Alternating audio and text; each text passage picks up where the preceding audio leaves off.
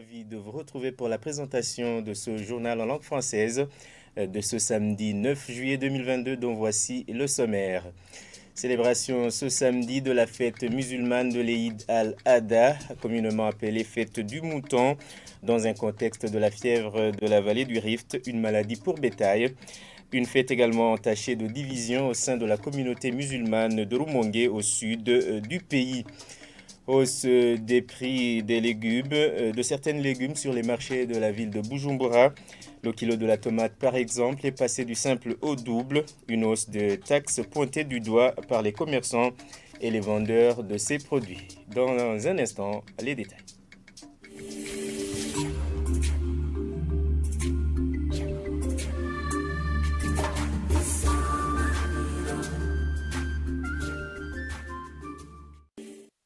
Célébration ce samedi de la fête du mouton Eid el-Adha par la communauté musulmane. Cette fête symbolise l'époque où le prophète Abraham allait sacrifier son fils Ismaël, selon le président du Conseil supérieur des chers du Burundi. Suivez-le. Ce jour-ci nous souvient le jour où le bon Dieu a recommandé son prophète à l'époque, Abraham, d'égorger son fils unique, Ismaël. Et cela, ça s'est passé à travers les rêves, 3 fois. Quand Ibrahim voulait mettre en application ce qui lui a été recommandé par le bon Dieu a envoyé son ange, Gabriel, tout en tenant sur son bras droit un mouton, lui demanda d'égorger les moutons à la place d'Ismaël. C'est sur cela que notre prophète Mahomet nous a recommandé, dès que ça arrive cette date, le 10 décembre de chaque année, selon les jours, nous devons tous les musulmans égorger, soit la vache, soit les moutons, soit les chèvres, selon la possibilité de tout un chacun. Le message que je donne à nos confrères musulmans, d'abord, il faut qu'ils gardent la paix. Ensuite, il faut qu'ils aillent égorger sur les places connues par le gouvernement. Et il faut qu'ils travaillent en collaboration avec notre équipe de la Comibu. Après avoir égorgé, il faut qu'ils se souviennent, les voisins, les amis. Beaucoup de gens, sur cette période, ont tendance de vouloir manger la viande. Il faut qu'ils mangent ensemble et célèbrent ensemble, tout en tenant toujours, tout en songeant toujours à tenir la paix dans notre pays. Tension entre musulmans de Rumongue ce samedi à l'occasion de la célébration de la fête de l'Eid al-Adha. Une partie des musulmans de Rumongue est rentrée tout au début de la prière après des échauffourées et des malentendus sur le choix de la personne qui dirige la prière. Consolateur Nitunga, gouverneur de la province de Rumongue, qui était l'invité de cette prière, lors de cette prière, appelle les musulmans à ne pas exporter leurs différends en dehors des mosquées en attendant sa résolution. Jean-Pierre Misago. Certains parmi les musulmans rencontrés de retour de la cour de l'école fondamentale de Ngayamba, lieu de prière à l'occasion de l'Eid el-Hajj de ce samedi dans la ville de Rumongue, discuter dans de petits groupes, mais se sont gardés de commenter au micro ce qui venait de se passer. D'autres répondront qu'ils ont préféré décamper pour se mettre à l'abri des querelles dans ce lieu de prière, des querelles éclatées après avoir constaté que la Comibu leur avait envoyé une personne autre que celle convenue pour diriger cette prière. Consolateur Nitunga, gouverneur de Rumongue, invité dans cette prière, dit avoir tout suivi depuis le début des querelles et qu'il a dû calmer la situation pour que la prière se poursuive et se termine malgré qu'une bonne partie des musulmans étaient rentrés. Pour le gouverneur de Rumongue, cela est un signe éloquent qu'il y reste beaucoup à faire pour réconcilier les deux parties malgré les étapes déjà franchies. Le gouverneur de Rumongue appelle la communauté musulmane de son ressort au calme en attendant que les différends qui les opposent soient définitivement vidés. Merci à Jean-Pierre Misago du Sud. Passons au nord du pays où les croyants qui se sont désolidarisés de l'église adventiste du 7e jour, venus des différentes localités qui venaient de passer une année dans les prières sur la haute montagne Pereruhero de la province Chibitoke, se sont vus chassés le matin de ce vendredi par les autorités de la province, à savoir le gouverneur Karem Bizoza. Il précise que les personnes qui ne respectent pas la loi du gouvernement doivent regagner leur lieu d'origine et ne peuvent pas avoir une autorisation d'organiser des prières dans la brousse. Les plongeurs sous-marins formés sont prêts à intervenir en cas d'accident sur le lac Tanganyika. Les propos sont tenus par Raphaël Jean-Claude, instructeur de plongée sous-marine. C'était lors des démonstrations des opérations de secours qui ont été effectuées ce vendredi plutôt sur le lac Tanganyika. Il indique que même si la plongée sous-marine est un métier dur, ceux qui ont été formés ont bénéficié d'une formation de qualité. Suivez. Le principal technique de plongée, d'abord le plongeur doit être un homme très fort et courageux. Construit physiquement et mentalement. Parce que là, il y a un peu de la science qui est dedans, la physique, chimie, mathématiques.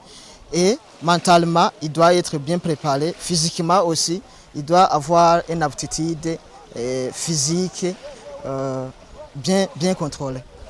Et puis, après, à partir de ça, on fait des théories pour savoir comment utiliser l'équipement de la plongée sous-marine. Après savoir manier comment utiliser ça, on fait des pratiques dans la piscine. On commence par la piscine. Là, on peut même y passer même 6 mois, 3 mois en train de faire des pratiques, se familiariser avec l'eau, comment utiliser le matériel, l'équipement de la plongée sous l'eau. Et après ça, on va dans le lac Tanganyika. Là, on fait pas mal de plongée. Normalement, avant de faire la plongée, il y a ce qu'on appelle la planification et gestion de risque à la plongée. Souvent, là, on fait une planification avant d'entrer là-bas pour savoir d'abord l'objectif de la plongée. Après, on doit aussi savoir l'équipement que nous utilisons, s'il est réellement beau ou pas. Et après, si on descend là-bas, si on rencontre un accident là-bas, normalement, la plongée est faite à ce que personne ne peut pas plonger état seul. Il doivent y avoir AD, A3, A4 ou même de prise. S'il est juste frappé par quelque chose, l'autre peut le sauver. Vous voyez souvent le lac Tanganyika ou même les lacs, c'est qu'il y a beaucoup de lacs ici. Il y a toujours des gens qui pratiquent du commerce ou bien des touristes, les touristes, les voyageurs qui utilisent le lac Tanganyika. Il y a des gens souvent qui sont souvent noyés. Même ceux qui ont de loisirs sur le lac Tanganyika et d'autres qui ont des navires qui sont souvent noyés avec leurs biens.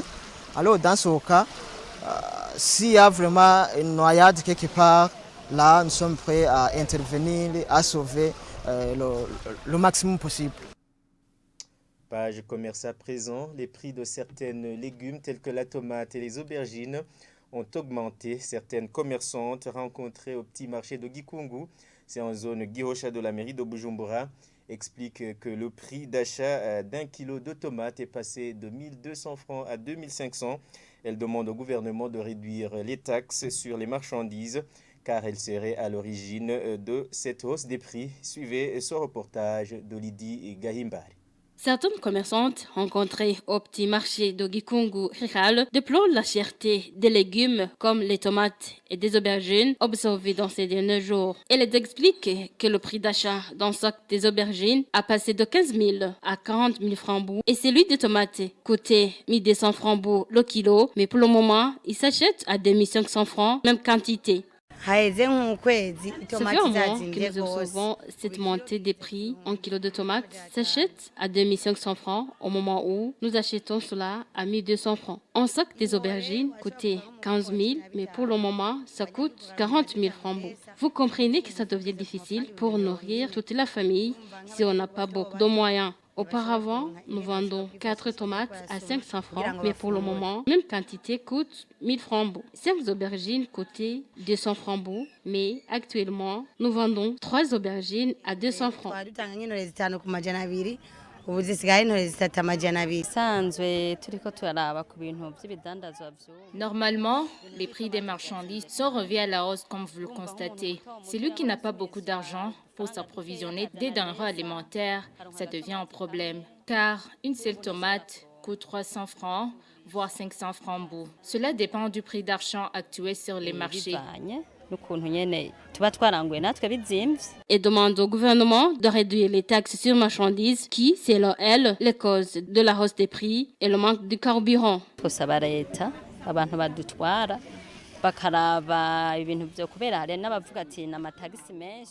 Nous demandons aux responsables de résoudre ce problème, car il y a ceux qui disent que cela dépend des taxes payées beaucoup de fois sur les mêmes marchandises. Ils évoquent également le manque de carburant, d'où la cause de la cherté de ces produits alimentaires. Qu'ils revoient alors cette situation, car c'est le bas peuple qui souffre toujours. C'est commerçante, la période sèche est favorable pour la récolte des tomates et des aubergines, de l'incompréhension de la cherté de ces produits, ajoute-t-elle. Page sportive pour terminer avec ce journal. Le manque de compétitions internationales est l'une des facteurs qui explique l'échec des joueuses de l'équipe nationale féminine de football lors de la CAN 2022 qui se déroule au Maroc. Etienne Manirakidza, journaliste des sports à la radio-télévision Isanganiro, explique en outre que le manque d'entraînement suffisant pourrait également être à l'origine de la mauvaise performance des hirondelles féminines. Suivez-le.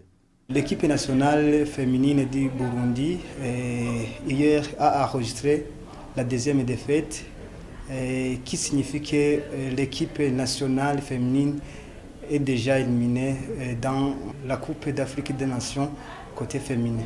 On peut citer entre autres les causes de ces défaites, c'est-à-dire le Burundi n'a pas de joueuses expérimentées, le Burundi n'a pas bien préparé l'équipe nationale féminine car on peut mettre accent sur le moyen de déplacement. Il ne faut pas oublier que le Burundi a été déplacé en deux parties. Tout ça explique que notre sélection n'a pas bien préparé. L'équipe nationale féminine dans 5 ans pourra être une équipe forte si on renforce le championnat du football féminin au Burundi. Car, comme déjà dit, la formation actuelle de l'équipe nationale féminine a 80% des joueuses qui évoluent ici au Burundi. C'est-à-dire que pour espérer de beaux résultats pour l'équipe nationale féminine, il faut d'abord renforcer le championnat local, car le Burundi n'a pas de joueuses qui évoluent en Europe, sauf les joueuses qui évoluent en Tanzanie. C'est-à-dire que les autorités de la Fédération burundaise de football doivent faire le tout possible pour renforcer le football féminin. Cela va aider à l'équipe nationale féminine de gagner des matchs car elle aura de bonnes joueuses qui évoluent dans le championnat local. Eh bien, c'est par ici que nous mettons un point final à ce journal. Merci de nous avoir suivis. Bonne fin de week-end, bon week-end à toutes et à tous. Merci.